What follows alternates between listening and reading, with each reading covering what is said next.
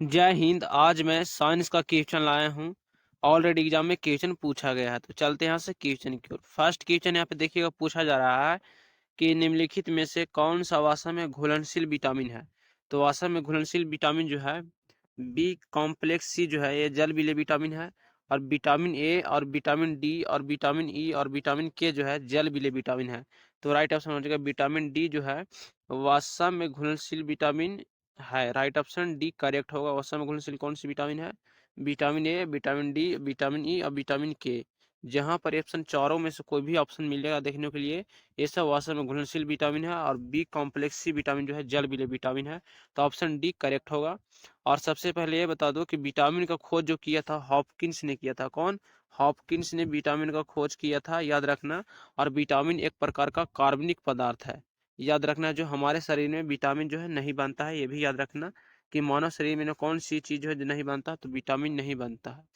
दूसरा नंबर यहाँ पे क्वेश्चन है कि निम्नलिखित में से कौन सी फसल खरीफ फसल का उदाहरण है।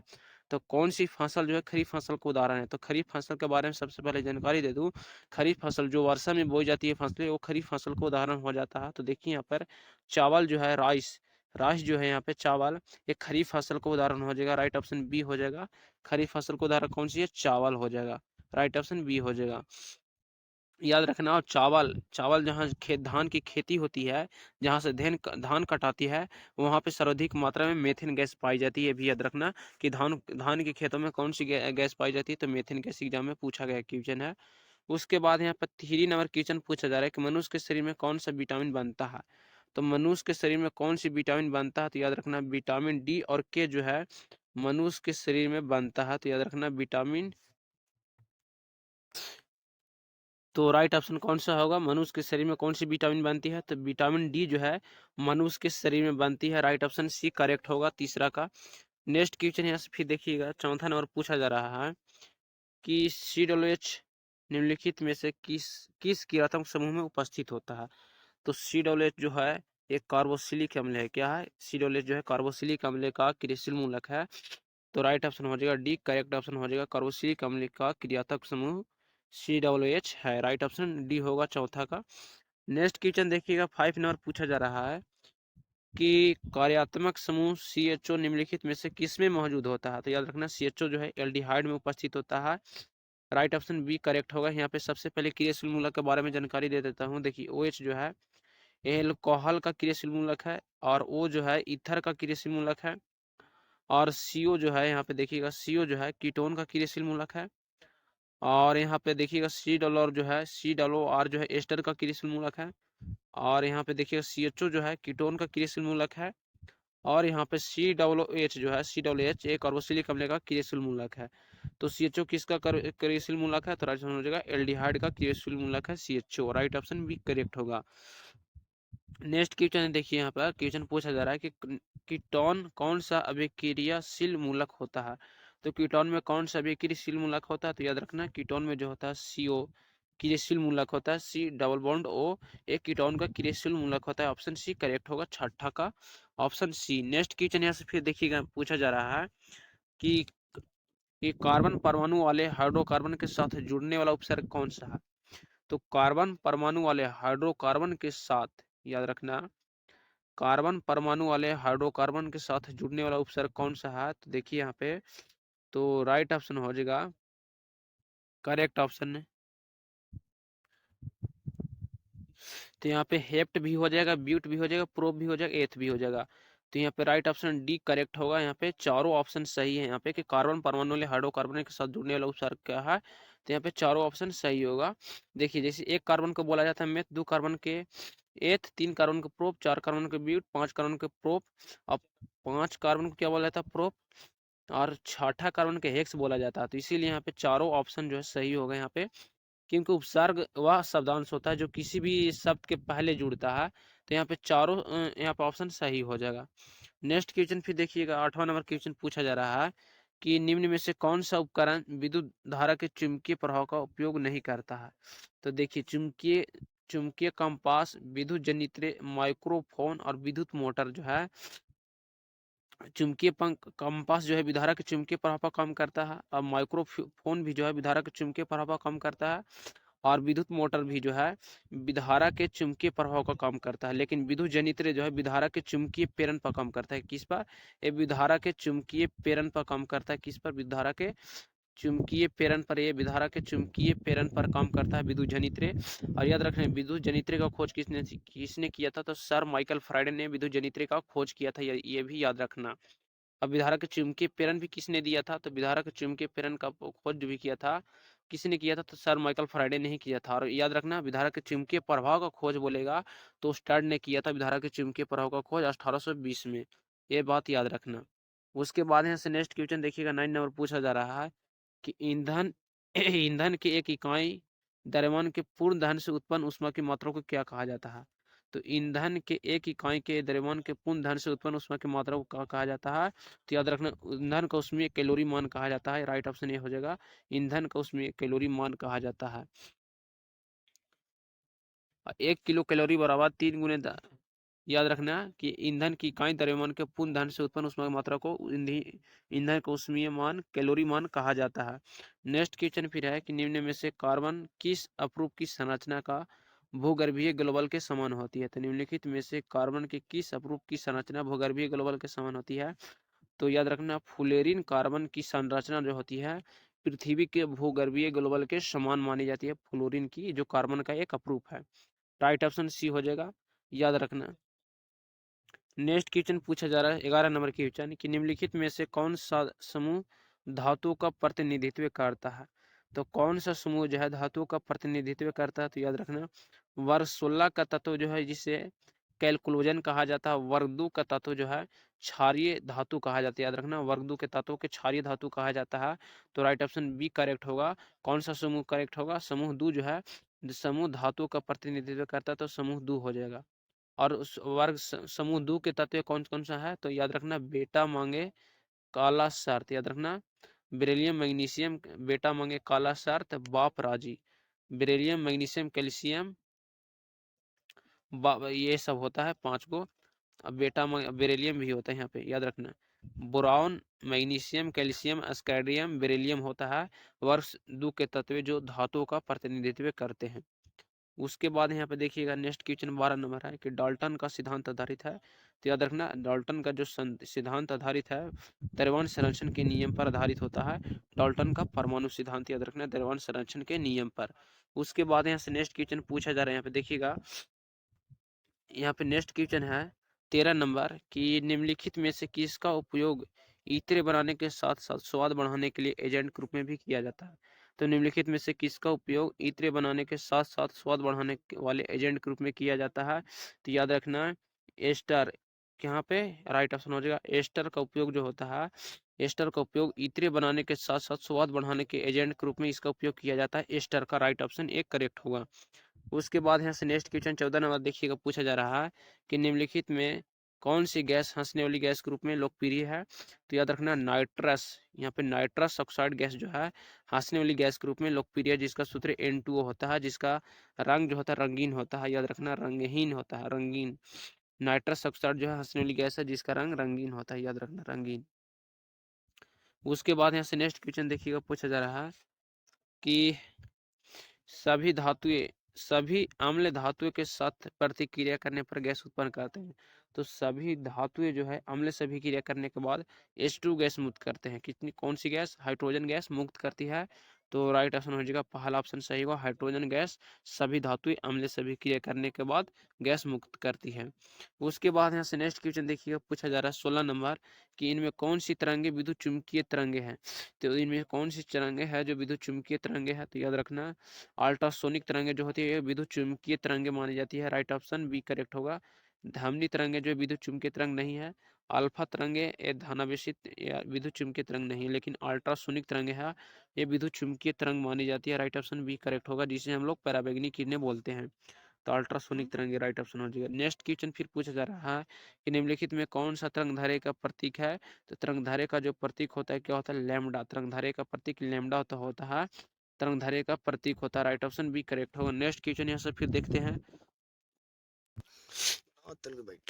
नेक्स्ट क्वेश्चन फिर यहाँ पे पूछा जा रहा है कि निम्नलिखित में से कौन सा पदार्थ जो है नाभिकीय रिएक्टर में मंदा का कार्य करता है। तो नाभिकीय रिएक्टर में मंदा का कौन सा पदार्थ जो है मंदा का कार्य करता है। तो राइट ऑप्शन हो जाएगा यहाँ पे भारी जल जो है, याद रखना भारी जल जो है नाभिकीय रिएक्टर में मंदा का कार्य करता है, जिसका सूत्र D2 होता है, याद रखना D2 होता है। भारी जल और ग्रेफाइट जो होता है नाभिकीय रिएक्टर में मंदा का कार्य करता है। Right option C correct option होगा, याद रखना भारी जल और ग्रेफाइट।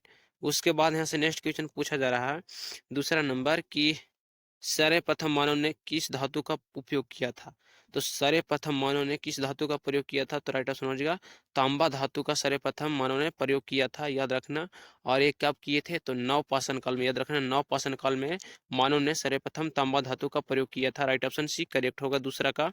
उसके बाद यहाँ से नेक्स्ट क्वेश्चन पूछा जा रहा है तीसरा नंबर, देखिएगा कि निम्न में से कौन सी विद्युत का सबसे अच्छा सुचालक है। तो विद्युत की सबसे अच्छा सुचालक जो माना जाता है चांदी को माना जाता है, याद रखना चांदी को क्यों माना जाता है। तो याद रखना चांदी की प्रतिरोधकता शून्य होती है और इसकी चालकता का मान इतना अधिक होता है, इसीलिए विद्युत का अच्छा सुचालक माना जाता है, याद रखना।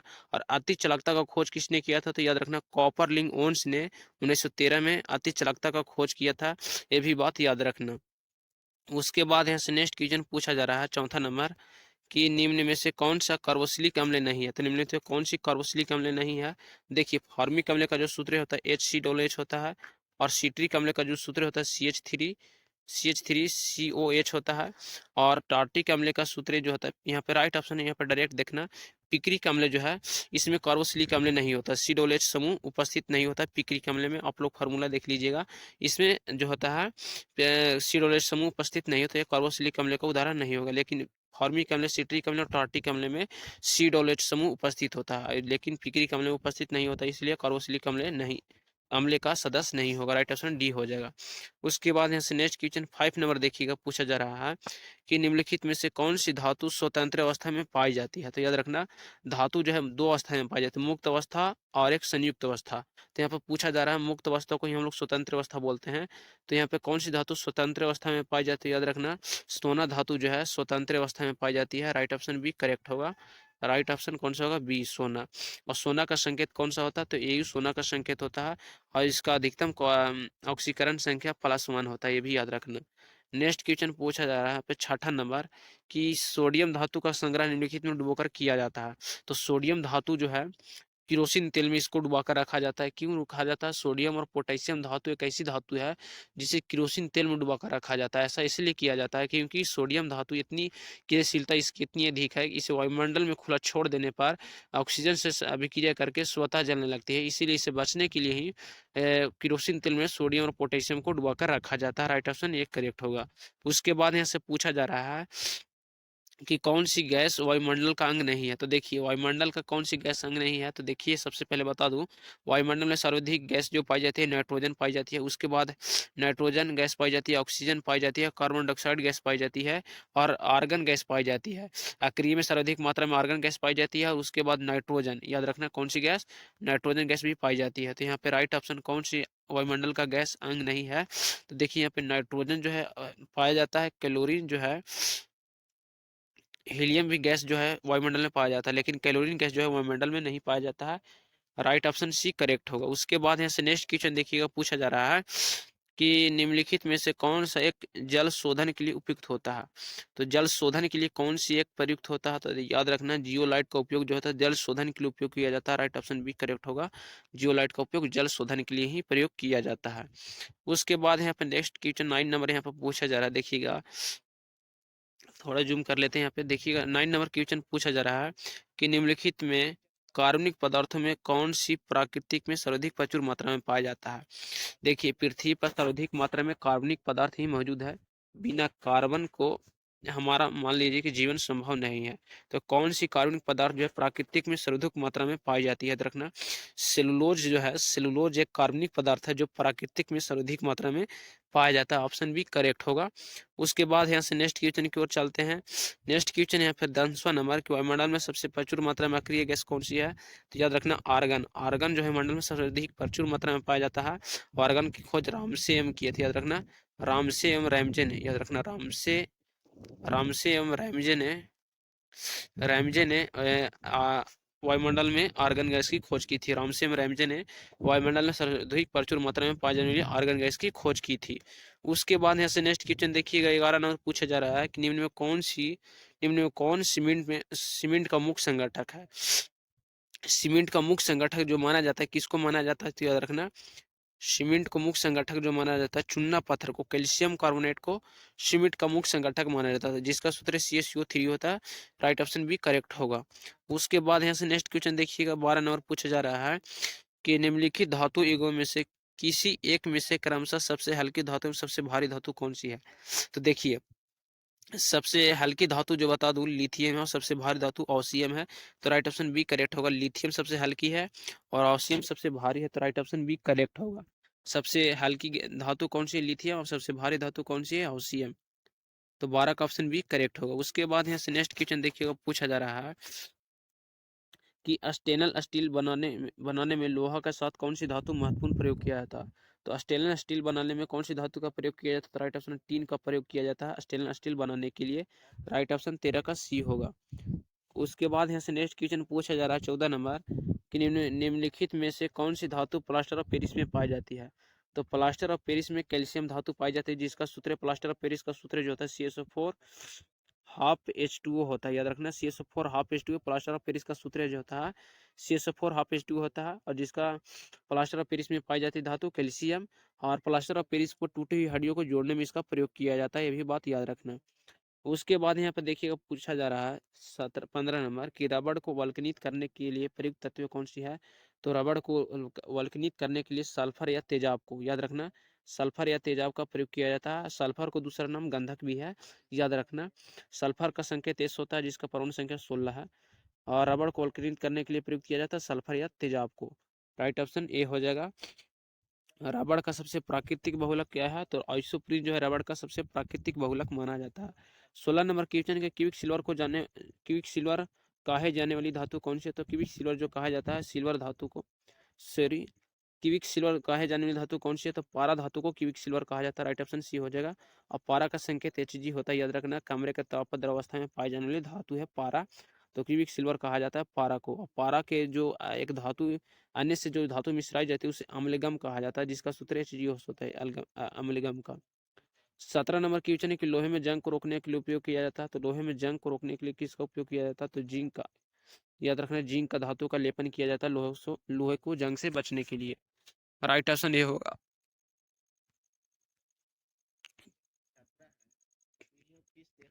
उसके बाद यहाँ पे नेक्स्ट क्वेश्चन है, देखिए 18 नंबर पूछा जा रहा है कि समुद्र के पानी में कौन सी धातु निकाली जाती है। तो समुद्र के पानी से कौन सी धातु निकाली जाती है, तो याद रखना, समुद्र के पानी से जो धातु निकाली जाती है, समुद्र के पानी से कौन सी धातु निकाली जाती है, तो राइट आंसर हो जाएगा यहाँ पे,